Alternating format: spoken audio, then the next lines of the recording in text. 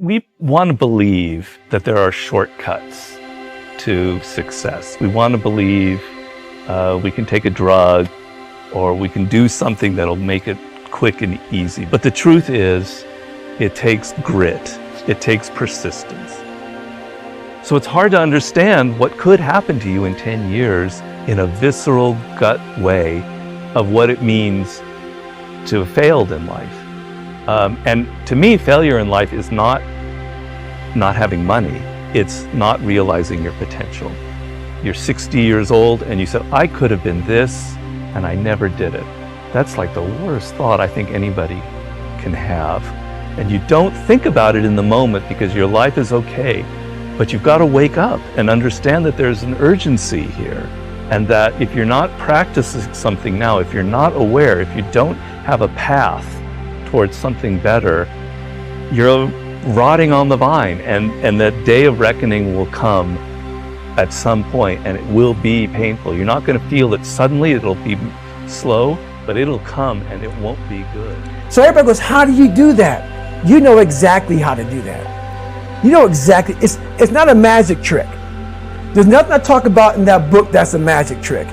It's all back down to a very primitive mindset of we just have to do. It's like breathing. Breathing becomes normal. Like we don't know that we're doing it. That's how you have to live your life. When that alarm clock goes off at 4 or 5 in the morning, your mind says no. You just say, this is what we do. It's what we do now. Because to get to where you want to go, the amount of pain involved, I'm not saying physical, I'm not saying you got to break yourself off. The amount of mental pain of how many times you're going to have to do something that you don't want to do to get to where you want to go is going to be, there's going to be more times you do something that you don't want to do than you are going to want to do it. And that's your new norm. That's your new norm. So then it's like breathing. And then once you do this over and over and over again, it becomes like breathing. I don't want to live this lifestyle, but to get to the other side of this, I have to. So if you really want it, you realize what trying is and what trying is not. If a person doesn't like his income, all he has to do is take a good long look at his service. Look where you will find this law in undeviating operation. Our rewards will always be in exact proportion to our service. This is the law, then, that lies as the supporting structure of economics and personal well-being. So fix it in your mind. All attempts to sidestep or in any way avoid this law will result in frustration and failure. So this brings up the question, if what I want is more than I now have, how can I increase my service in order to earn it? The failure of most people to live successfully is not caused by their lack of abilities, far from it, but rather in their failure to decide what it is they want, and understanding that our wants are governed by our talents and ability, and that we are divided into two groups of roughly 5% and 95%, and that it's the 5% group which is successful. So here, let me give you a definition of success which, to my mind, covers the subject completely. Success is the progressive realization of a worthy ideal. That is, anyone who knows where he is going in life is a success. At the moment he makes the decision of what it is he intends to accomplish, of what it is he considers a worthy ideal, he is successful. Oftentimes people go, okay, here's really what I want to do, and this is what I'm trying to accomplish.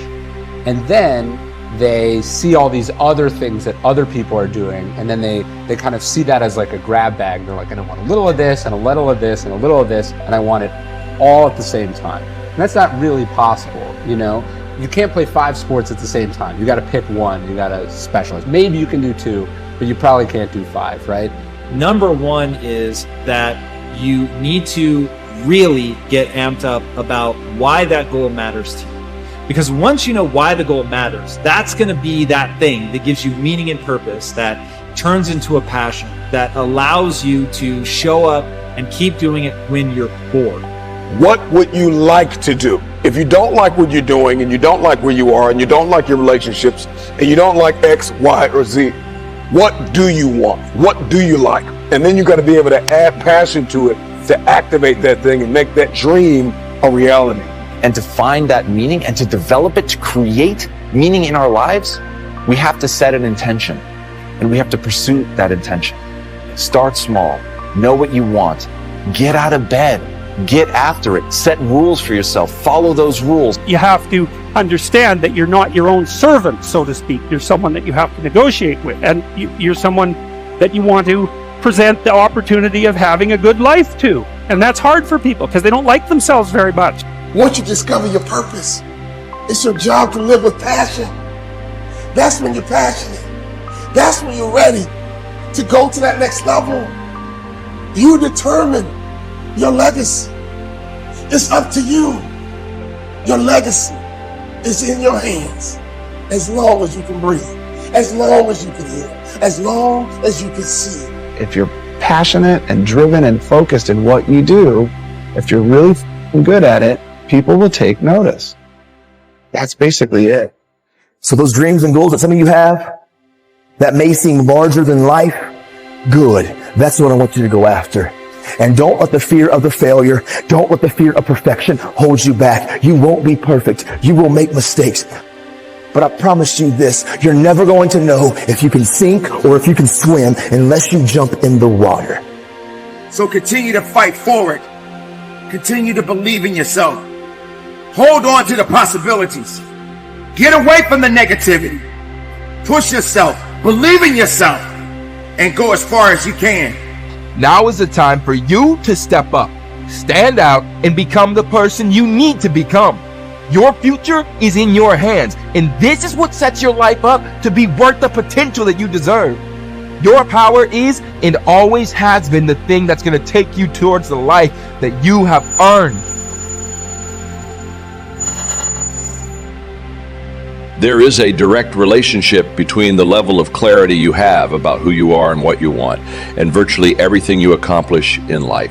Superior men and women invest the time necessary to develop absolute clarity about themselves and what they really want, like designing a detailed blueprint for a building before they begin construction. Average people just throw themselves at life like a dog chasing a passing car and wonder why they never seem to catch anything or keep anything worthwhile. Make your goals personal. Intense, burning desire. This doesn't mean that you cannot do things for other people, either at home or at work. This simply means that in setting goals for your life, you start with yourself and work forward. The great question. One of the most important questions in goal setting is this: what do I really want to do with my life? If you could do or be or have anything at all, most important goals in your business and career right now. 2, what are your 3 most important financial goals right now? 3, what are your 3 most important family or relationship goals right now? 4, what are your 3 most important health and fitness goals right now? Identify your major worries. The flip side of the above questions is for you to ask, what are my 3 biggest worries or concerns in life right now? What bothers you, worries you, concerns you, and preoccupies you in your day-to-day life? What aggravates or irritates you? What is robbing you of happiness more than anything else? As a friend of mine often asks, where does it hurt?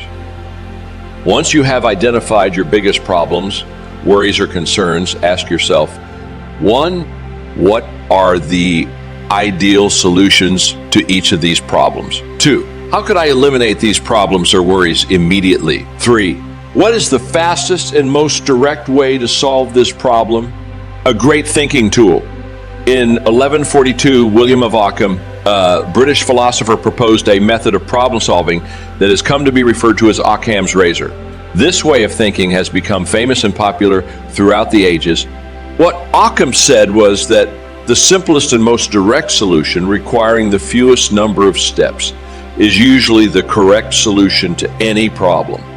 Many people make the mistake of over-complicating goals and problems, but the more complicated the solution, the less likely it is ever to be implemented, and the longer the time it will take to get any results.